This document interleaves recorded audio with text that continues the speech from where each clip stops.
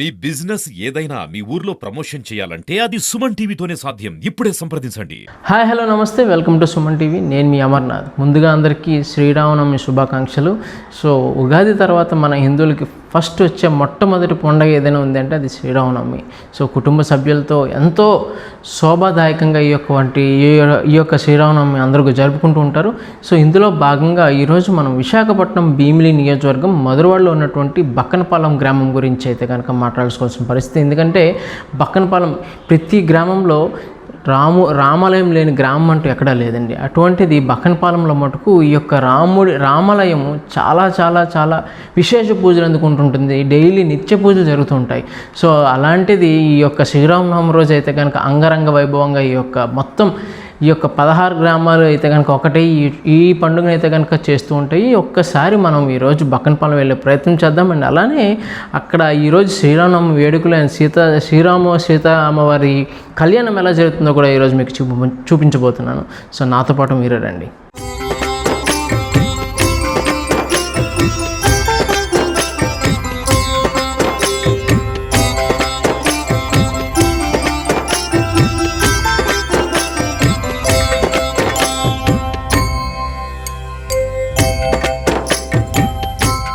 జై శ్రీమన్నారాయణ అండి.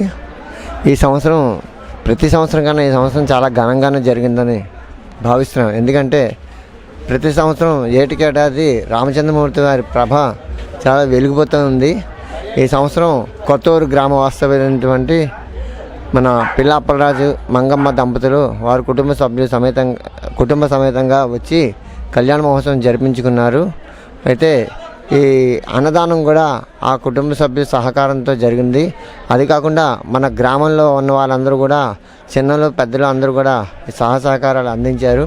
ఒక యూనిటీగా చేశారు.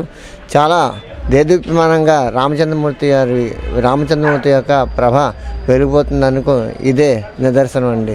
చాలా బాగా జరిగిందండి ఈ సంవత్సరం కళ్యాణ మహోత్సవం. బక్కనపాలెం గ్రామంలో రామచంద్రమూర్తి వారి కళ్యాణం విశేషం ఏంటంటే ఈ 14 ఊర్ల వాళ్ళు కూడా రామచంద్రమూర్తిని దర్శించుకోవడానికి ప్రతి సంవత్సరం తండగా వస్తున్నారు. అదేవిధంగా ఈ బక్కనపాలెం గ్రామంలో మన గ్రామ పెద్దలు అయినటువంటి శ్రీ పోతిన మూర్తి గారు మరియు మన పేరున చెప్పాలంటే చాలామంది అందరూ కూడా రామచంద్రమూర్తి వారి కళ్యాణంలో పాలు పంచుకున్నారు. అందరూ కూడా రామచంద్రమూర్తి కరుణా కటాక్ష వీక్షణాలు అందరి మీద ప్రశంస చేయాలని ఆ రామచంద్రమూర్తి వారిని తప్పకుండా నేను కోరి ప్రార్థిస్తున్నాను. ఈరోజు శ్రీరామనవమి శుభ సందర్భంగా రాములవారి కళ్యాణం కన్నుల పండుగ జరిగింది. అలాగే ఈరోజు గ్రామ పెద్దలు అలాగే కమిటీ వాళ్ళు అలాగే యూతు ప్రతి ఒక్కరు కూడా ఈ కార్యక్రమానికి హాజరయ్యి చాలా చాలా చాలా కష్టపడి 100కు 100 పాళ్ళు సక్సెస్ చేయడం జరిగింది. వారందరికీ కూడా గ్రామం తరపున ధన్యవాదాలు. అలాగే పక్కన ఉన్నటువంటి 234వ బెటాలియన్ కమాండెంట్ వారు ఆ సిబ్బంది కూడా ఇక్కడికి వచ్చి మనతో కలిసి వాళ్ళు కూడా చాలా శ్రమించి మనకి అన్ని విధాల సహాయపడడం జరిగింది. అలాగే పక్కన ఉన్నటువంటి 16వ బెటాలియన్ ఏపీఎస్పీఓలు కూడా వారు కూడా వాటర్ ట్యాంకులు పంపించడం కానీ ఇతరత్ర సహాయాలు కానీ చాలా వరకు చేసి ఈ యొక్క కార్యక్రమాన్ని చాలా సంతోషంగా జయప్రదం చేయడం జరిగింది. అలాగే ఈరోజు ఈ యొక్క రాముల వారి కళ్యాణానికి దాతలు పిల్ల అప్పలరాజు గారు దంపతులు అలాగే వాళ్ళ సోదరుడైనటువంటి పిల్ల శ్రీనివాసరావు గారు వారి కుమారులు వారి ధన సహాయంతో ఈరోజు ఈ యొక్క అన్నదాన కార్యక్రమం కానివ్వండి ఇతరత్ర కార్యక్రమాలకు కానీ మొత్తం అంతా కూడా వారే ధన సహాయం చేశారు. వారికి ఆ శ్రీరామచంద్రమూర్తి ఎల్లవేళలా అష్టైశ్వర్య ఆరోగ్య భోగభాగ్యాలు ప్రసాదించాలని అలాగే మాతో అన్ని విధాలుగా పాలు పంచుకొని మాకు అన్ని విధాలుగా సహకరించినటువంటి మిత్రులకు శ్రేయోభిలాసులకు అలాగే చుట్టుపక్కల ఉన్నటువంటి అపార్ట్మెంట్ వాసులకు అలాగే మా గ్రామ పెద్దలు కానివ్వండి అలాగే కమిటీ కుర్రవాళ్ళు కానివ్వండి మిగతా అందరూ యూత్ కుర్రవాళ్ళు కానివ్వండి అందరూ కూడా చాలా ఉత్సాహంగా పాల్గొని ఉదయం నుంచి కూడా అన్ని రకాలుగా ఎక్కడ ఏ విధమైనటువంటి లోటుపాట్లు లేకుండా మజ్జిగ సప్లై చేయడంలో కానివ్వండి, అలాగే మంచినీళ్ళు సప్లై చేయడంలో కానివ్వండి, అలాగే భోజనాలు అందరికీ కూడా ప్రసాదం పంచిపెట్టడంలో కానీ అన్ని విధాలుగా కూడా మాకు వంట చేసినటువంటి మా సోదరుడు పోతిన అప్పారావు అలియాస్ బడ్డీ అప్పారావు కూడా మాకు అన్ని విధాలుగా సహాయ సహకారాలు అందించి, అలాగే పిల్ల గురునాయుడు అలియాస్ చిట్టిబాబు ఈ పందిరి విషయంలో కానివ్వండి,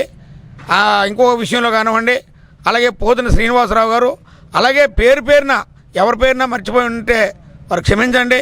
ఎందుకంటే ఒకరు కాదు, లోక కళ్యాణం కోసం అందరూ సహకరించాలి. ఎందుకంటే ఎవరు వ్యక్తిగతమైనటువంటి కార్యక్రమాలు కాదు కాబట్టి లోక కళ్యాణం అంటే దానికి అర్థం అందరూ ప్రతి ఒక్కరూ కూడా అందులో ప్రతి ఒక్కరి పాత్ర ఉండాలి. ఏ ఒక్కరు సొంతం కాదు కాబట్టి దాన్నే లోక కళ్యాణం అంటారు. అందరికీ మంచి జరిగేదాన్ని లోక కళ్యాణం అంటారు. ఈవేళ మామూలు పండగ కాదు, ఇది సంక్రాంతి పండగ కన్నా పెద్ద పండగ.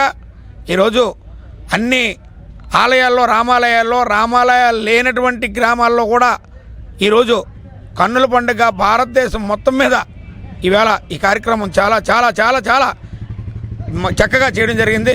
అలాగే వారందరికీ కూడా శ్రీరామచంద్రమూర్తి ఎల్లవేళలా వారి ఆశీస్సులు ఇచ్చి, శ్రీరామచంద్రమూర్తి అంటే ఏదో పెద్ద క్రైస్తవ సోదరులు చెప్తారు ఆయన మానవ మాతృడు దేవుడు కాదని. అదేం కాదు, రావణాసురుణ్ణి వధించడం కోసం ఆయన ఏ దేవుడికో నాకు చావు, ఏ దేవుడి వల్ల కూడా నాకు చావు లేకున్నా వరమని ఈశ్వరుని అడిగినందువల్ల అలాగా అని చెప్పేసి ఆయన మహానుభావుడు, ఆది మధ్యాంతరైతుడు, ఇందుకు గలడంది లేడని సందేహం వలదు. అటువంటి మహానుభావుడు మానవ రూపంలో నిన్ను హతమారుస్తానని చెప్పి ముళ్ళు దేవతలకి మాట ఇచ్చి, ఇచ్చిన మాట ప్రకారంగా ఆయన దశరథ మహారాజు కడుపును పుట్టి, అలాగే జనక మహారాజు కడుపునేమో సీతాదేవి పుట్టి, అలాగే మునులు దేవతలు వానరులై ఆ రోజు ఆయన్ని వధించడం జరిగింది.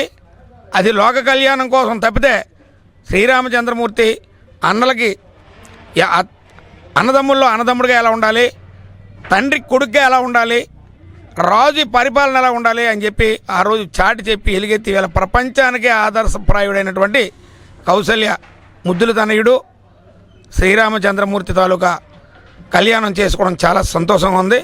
ఎందరితో ఆయన ముగిస్తున్నాను. సెలవు. జై శ్రీరామ్. జై శ్రీరామ్. జై శ్రీరామ్.